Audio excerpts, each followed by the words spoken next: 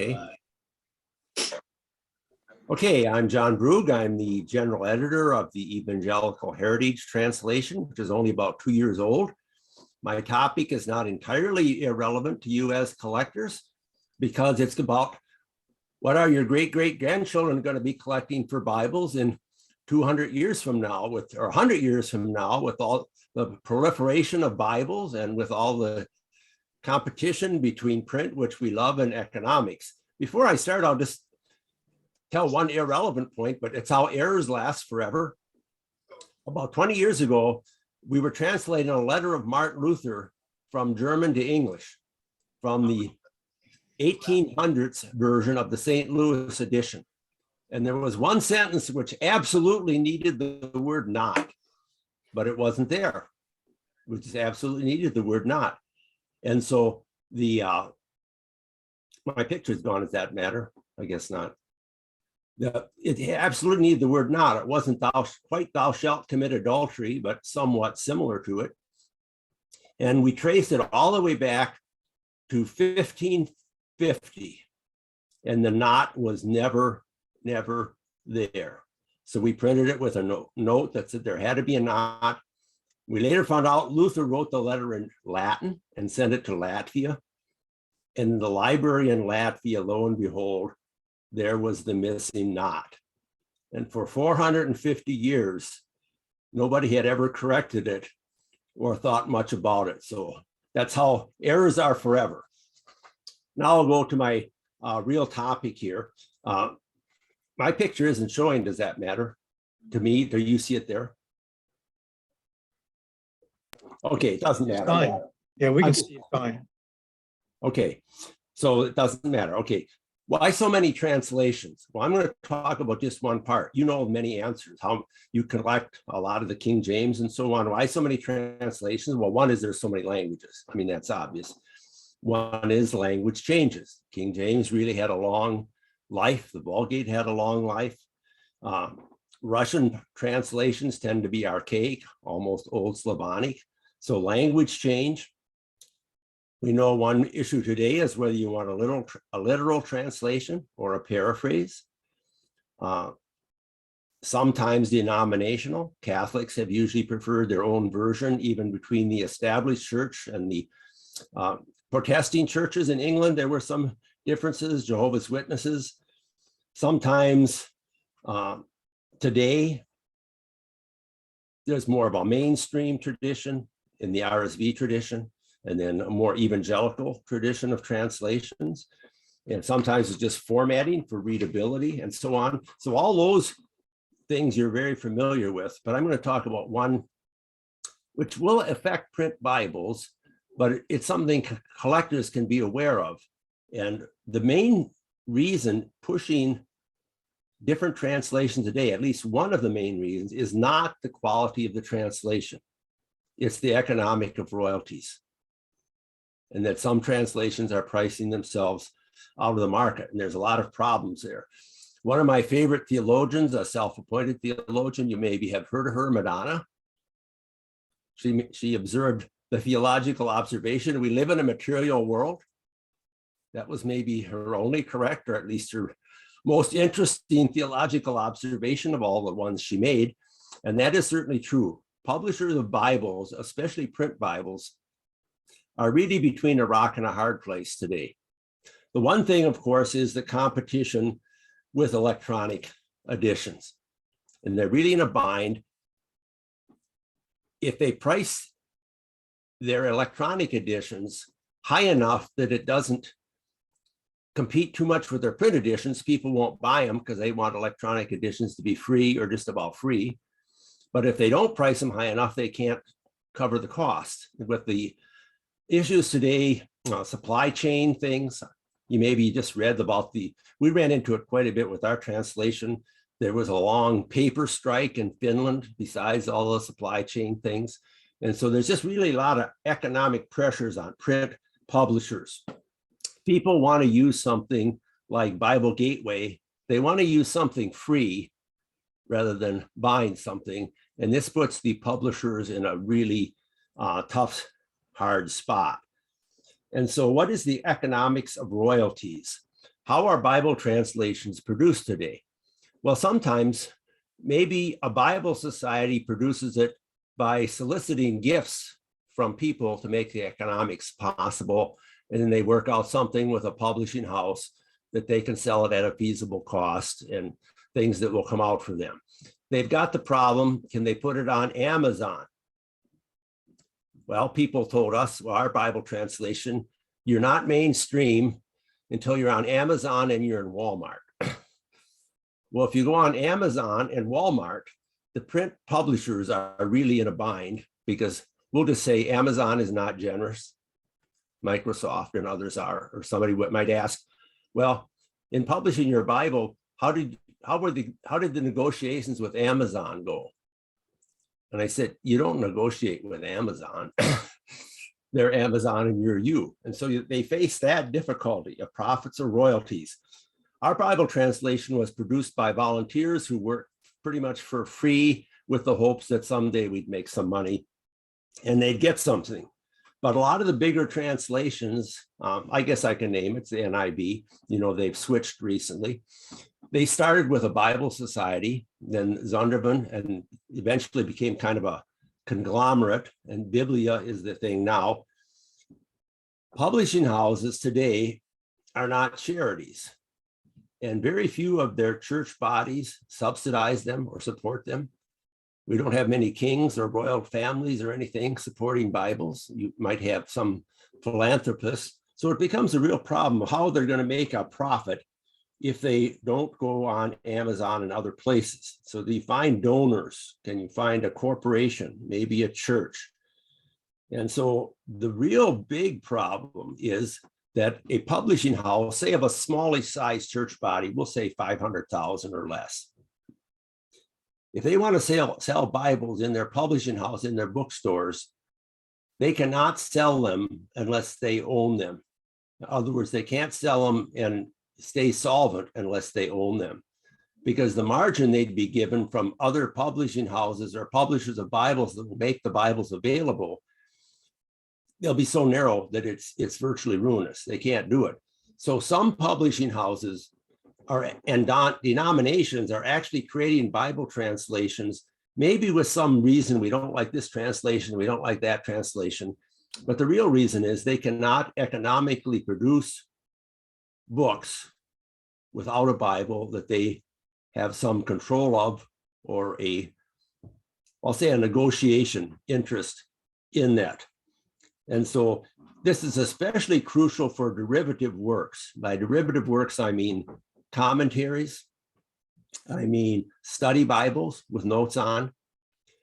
Probably the major reason that we produce the EHV, the number one reason, other than translation philosophy, we knew, I belong to a fairly small church body, 400,000 people, we would never be able to produce a study Bible except on a Bible text that we owned, because the royalties would be just too much. You may have known that the Missouri Synod, for example, they had a Lutheran study Bible, Concordia study Bible based on NIV, and Zondervan withdrew that from the market, and they told them that they couldn't continue to use it anymore.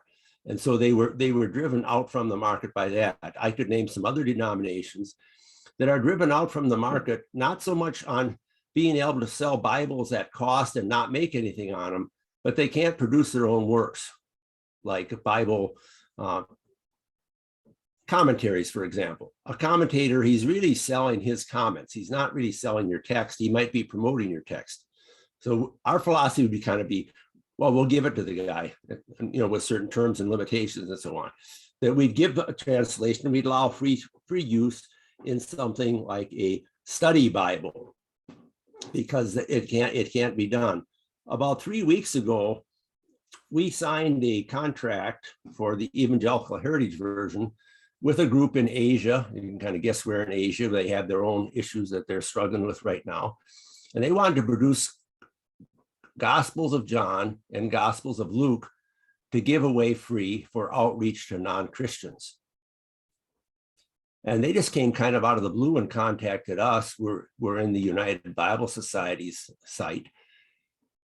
And they said, we'd like you to help us print and produce Gospels of John and maybe some other things, maybe eventually Bibles. And I said, we had 3 reasons for contacting you. We like your translation for people who are not native speakers of English. I didn't mention before, one reason there's a proliferation of Bibles today is partly the textual question between a text which is more like the UBS text and a text which is closer to the King James text. And they said, we happen to like the fact you have a little fuller text, but then the last line was especially the striking one. I haven't named them, so I think I'll quote them because it just helps you understand the situation a little bit. They said, we can no longer afford to pay through the nose royalty costs that would make it impossible for us to give free Bibles away, free Gospels away in Africa and Asia. And can you do something for us?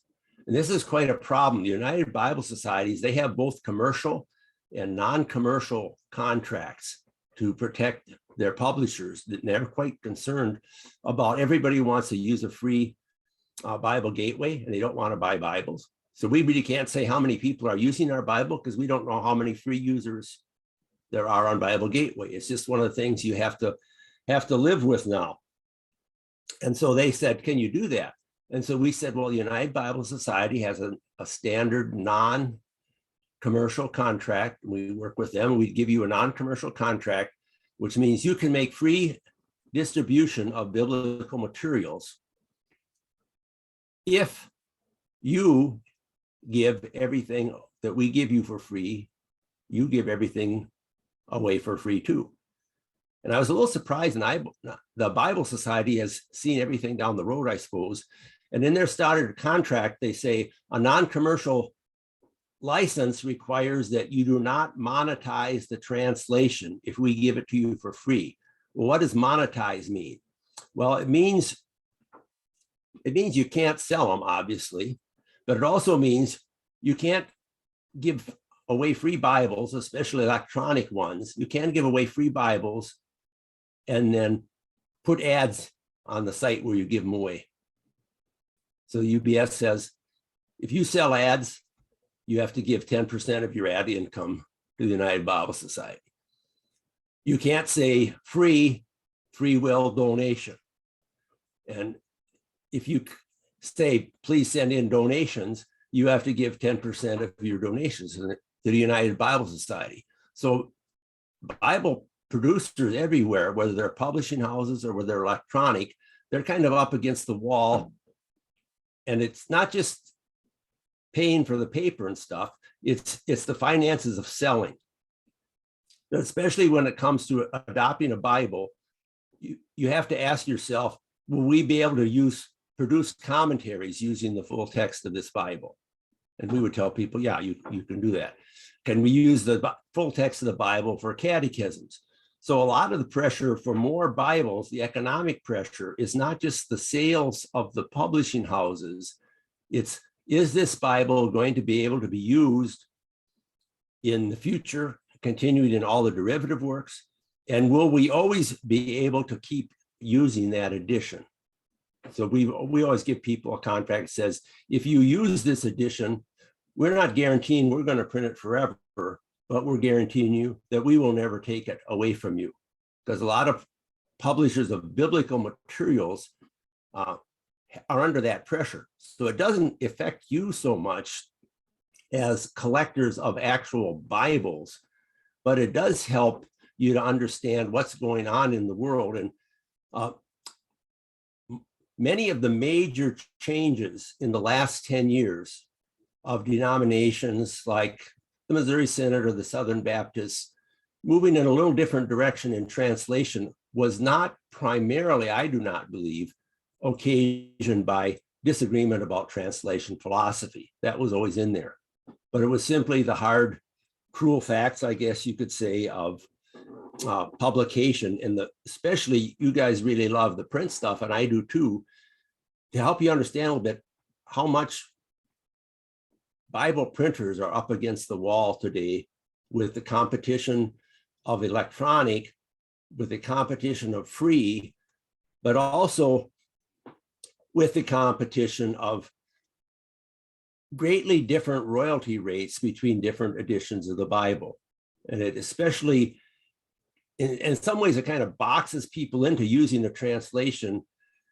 I don't think they're going to use one which they don't like, but it boxes them into a translation which they know they will be able to have continued no cutoff point at it, and that they know that they can feasibly sell the Bibles, print Bibles especially, puts them in a bind because they're under pressure from electronic, and that they will always be able to use that. And so most people don't realize, I don't think, how much of present Bible production is dictated by economics, electronic competition big, but also economics of different royalties, greatly different royalties, depending on how that Bible was financed. So I think it's something interesting for you as Bible collectors to know kind of what's shaping the production of Bibles, even though it doesn't affect you right now as collectors. It does show that we're in a whole different world, and a whole different economic pressure world. I mean, in the Middle Ages, if the Catholic Church wanted a new Bible, the church paid for it. You know, today, if a certain denomination wants a Bible, but they probably aren't going to pay their publishing house to do it. Their publishing house has to figure out, what can we do in producing Bibles and derivative works that will keep us solvent? So that's about all I need to say about that, because you aren't concerned about the practical day-to-day things. But I think it's a very interesting turn that anybody that's interested in the Bible and the production of the Bible should understand how much Madonna was correct when she said we live in a material world, and we're doing spiritual work, but we can't escape the fact that we live in a material world. So I think it's a different angle, as you said, a different angle, not directly associated with your main interests, but I think it is relevant to anybody that loves the Bible and the way the Bible is produced, the way the Bible is distributed throughout the world. This is a trend which I think is still kind of behind the curtain a little bit. I think most people don't fully realize it. So that's about all I have to say about that. That will leave us a little more time for questioning if we want to go back to the others. But I thought it would be an interesting point for anybody interested in the Bible to understand the material pressures behind the scene of Bible production and sales today. So that's all I have to say. Thanks. Thank you, John. Eye-opening for me as well. Not something I'd even considered. I think everyone is muted. If you have questions for John, you'd like to ask him. And now's your chance. Mike. I just unmuted myself. I just have that handy space bar and I just use it. So hi, John. I appreciated that. Here is an editor of a major new translation, the Evangelical Heritage Version. Yet I noticed you're right, on Amazon, hard copies not available. You can do a Kindle, but you have to really search to try to find a hard copy. So as a collector, first of all, my hard copy of the EHV is a collector's item now, even though it came out in 2019. It's hard to get the hard copy simply because of what John has been saying here. And so the study Bible and the hard copy are difficult to get a hold of. Yeah. Well, it's a tension between us a little bit and our publisher. Our Bible Society, the Wartburg Project, we produce it. And the publisher, we're fairly small. Northwestern has a fairly small church body, 400,000. So the kind of the first generation, they hope that they can, kind of get that first wave off and then go more to Amazon. So we're always pressuring them. So the tension, to a certain degree, we're friendly, but it exists between the Bible societies that produce the Bibles and the publishers that publish them. There's a tension there too. I'll have to try to get an original one for you. I was at a meeting once and I pointed out that in the first printing, there was a certain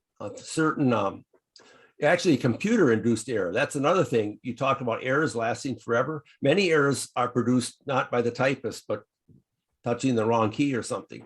And I said, for example, in the first section, there's this unexplained computer blip in the thing. And one guy ran back to the dorm to get his first first printing of the first edition and then a second printing of the first edition. So he ran back to the dorm because he said, I got it. I got the blip. I got the blip. Yeah. So he was very proud to have the blip in his Yeah. Bible. It's a problem. We understand it. Where is that? Yeah. Is what? Where's the blip? It's in the first printing of the first edition. It's in a verse number. The computer brought it too big. It's in Matthew 5, I think 16 or something like that. I can send an email if you want to know where it is, but it was in the first printing. Please. Steven's got it right there. He'll probably check it really quick here. Yeah. My copy. I'll send you an email. Yeah. Good. Okay. That's very interesting. And Amazon has like $100 a year fee, and for a major production like EHV and some other things that we might know about, they might ask even for more money. So they're really putting pressure on independent publishers, and then of course small publishers like Northwestern. So yeah, it's like you mentioned at the very beginning. I really resonate with that. How we're going to negotiate with Amazon? You don't negotiate with Amazon. You listen to what they say and you try to do your best. So you have to convince the publisher, yes, Amazon will not give you a good deal, but you have to hope that through the economy of volume that you'll come out all right. Anything else? Yeah, electronically, Microsoft is pretty reasonable. Any other questions for John? Yes, John, thank you for your presentation. Based upon what you have just shared with us, do you foresee the day in the future where many smaller publishers will be forced out of the Bible printing industry, and that industry will now be pretty much in the hands of a few large publishers that will disseminate all translations going forward? That's a definite possibility, just like our small businesses being sunk by Amazon and stuff. I think that's a definite possibility. I think the one thing, it would be hard for them to break out and become a really big Bible. I think that what might be the present generation, I think small publishers or like ourselves, our operating costs were pretty small. You can usually find some generous people and people who have been richly blessed economically that like the Bible. I think that their hope will have to be that they're not going to get it so much from the denomination, and the publishing house can't make it on their own. We gave the publishing house some subsidies for our publication, but we had quite a bit of it is often a lot of these things are, one couple who is pretty well blessed will say, this is something we think is good, and for 3 years we will subsidize your production, something like that. I think that's the way it's going to go. Okay. A lot of theological works have to be subsidized, like a pastor level theological works. It's hard to make a profit. They've got to subsidize them. But there are people willing to do that. Anything else? I'm going. Hey, if I can just jump in for a minute, I just two things. First off, I want to just give John some praise on his generosity when my ministry had reached out to him not too long ago. Not to recap that, but when we go out, it's a pretty significant size exhibit we take around to different places, and out of probably a handful of respected translations that I've reached out to, and some of these much bigger boxed translations and publishing houses we're all familiar with, no one replied to me with the exception of John and the Berean Study Bible team. And they were both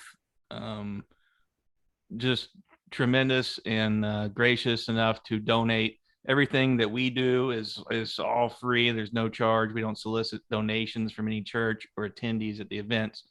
But we thought this year it'd be nice to reach out and see if we could start giving away some nice printed Bibles for a change. And so they were both just tremendous in John's help in setting up. We were able to receive a case of EHVs that we'll be able to give away. That, by the way, John, we're going to try to hold those for more when we go to the Lutheran congregations in the area. I'll Yeah, try not to let's, disseminate your EHVs to the Baptist or something like that. So. well, we love Baptists to have them. I know. I'm just joking. I'm just joking. Baptists are the ones that told us you got to be in Walmart. I didn't know you were the speaker because I had technical problems. I was late, and I see your L66 there now. So it's nice to see your picture. It's E66, but you are the majority of people that it looks funny from the sign, but at the angle, yeah. yeah, I know. I was trying to figure out why is it L, because I knew what it was. It looks like it should be like a 3D. Yeah, it's E is just it stands for Exhibit 66. Okay, so I'm glad we're able to do this together. Maybe we can do some on the road Bible shows together in this territory. Yeah, that would be wonderful. I'd had some other conversations with another member was unable to join us today because he's actually in Israel at the moment on a nice little trip over there, and I think he's stopping through. But I think he has some with a kind of much broader scale connection with a broader scale exhibit that does that. Very large type events and things. So I kind of looking forward to. We're supposed to talk here soon about maybe being able to work out something where we can kind of tag team on some events. Real quick though, too, I wanted to ask. It's this transition from print to digital that I guess has been going on now for quite some time. And obviously there are good benefits to the electronic formats of certain things. I wonder if you've heard, like, just to get maybe your opinion or comments, if you have any, on something like, I've wondered how this will affect certain ministries, such as like the Gideons, for example, in a time and place where even in some of the most remote, poor countries around the world that you see, almost all of them even still now have some form of electronic device and access, many at least, access to the internet, much less here in our country, where basically everyone has a phone and apps and free, and we've kind of exited from that time where there was a legitimate need for being able to place the word into people's hands that couldn't afford it, didn't have access to it. But it seems now we're almost, if you want access to the Bible, you can get access to the Bible through some. So I just wonder where like, if anyone, I'm not associated with the Gideons or know anyone that is, but I wonder how they're maybe. And I know there's other organizations like them, how they're preparing to transition or shift maybe their ministries.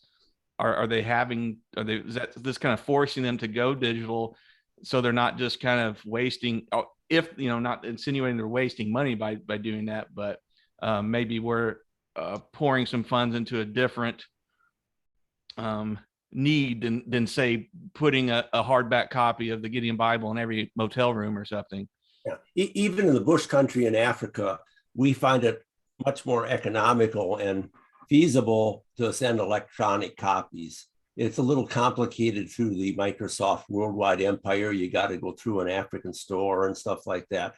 I think it's like the question, TV did not kill the movies, but is streaming going to kill the theaters? I don't think in the near term, because people like that big screen and so on. So I'd say it's a little bit comparable to the threat of streaming to movie theaters. And maybe the time will come, everybody will have a wall-sized screen in their house, and they won't go to theater so much. I think there always will be. Live on stage drama hasn't died, but I think the school kids are going to be almost all using electronic. When I teach high school classes now, nobody ever brings a Bible to class. It just doesn't happen.